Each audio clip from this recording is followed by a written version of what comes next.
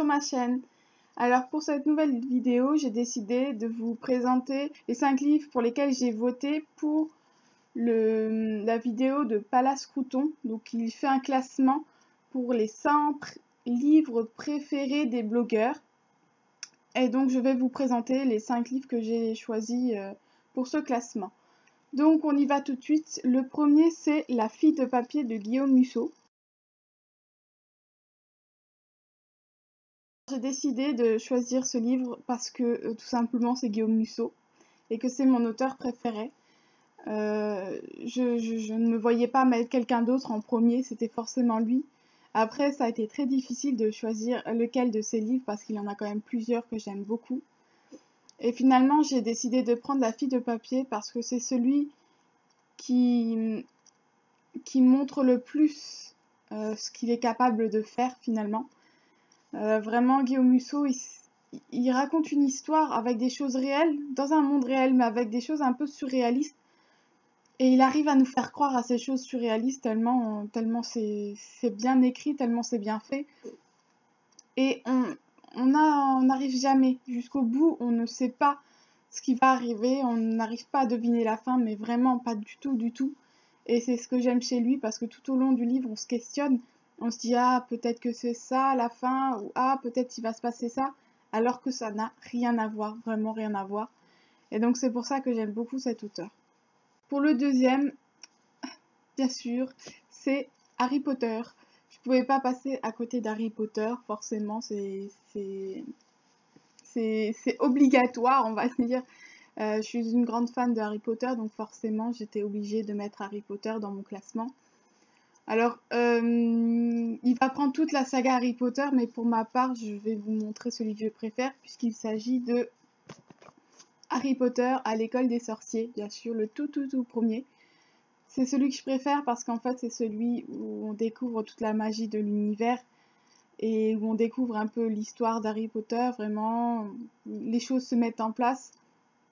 Et c'est pour ça que c'est celui que je préfère, je pense. Et aussi, peut-être parce que c'est le seul livre que j'ai lu avant de voir les films. Tous les autres, j'attends de voir le film avant de lire les livres. Et du coup, peut-être que ça joue aussi, je sais pas. En tout cas, voilà, pour mon deuxième Harry Potter. Ensuite, le troisième, c'est Maman dit que c'est ma faute de Cathy Glass. C'est un livre que j'ai lu il n'y a pas très longtemps, sur lequel ça a vraiment été un coup de cœur. J'ai beaucoup aimé ce livre parce qu'en fait, il s'agit de... Cathy Glass est une mère de famille d'accueil et donc elle témoigne, elle raconte l'histoire des enfants qu'elle a en placement. Et tout simplement, je pense que j'ai aimé parce que je suis en formation d'éducateur spécialisé, donc c'est un peu mon métier que je retrouve. Et du coup, j'ai beaucoup aimé parce qu'on découvre vraiment, voilà, on découvre l'histoire de l'enfant, on découvre comment elle arrive dans cette famille d'accueil, tous les doutes qui se mettent en place de la part des gens qui ont pris en charge cet enfant, et vraiment tous les questionnements, absolument tout, ce qui est bien, ce qui est pas bien, comment elle va faire. Elle se pose énormément de questions et elle doute beaucoup. Et en même temps, il y a d'autres choses pour lesquelles elle est sûre d'elle et on découvre tout. Et je crois que je l'ai déjà dit à cette fois. Mais vraiment, il n'y a pas de tabou, tout est raconté. Et du coup, je trouve que c'est super de découvrir ça. Donc voilà. Voilà.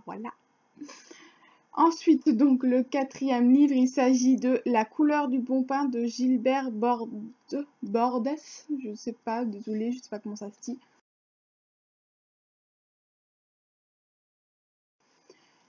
Donc, il s'agit d'un livre que j'ai lu lorsque j'étais au collège. Et c'est le premier livre qui m'a fait pleurer, en fait, tout simplement. J'ai un énorme souvenir, c'est le seul souvenir, enfin, c'est le premier souvenir livre d'adulte que j'ai lu, en fait. Et j'ai vraiment adoré. Il y a énormément d'émotions.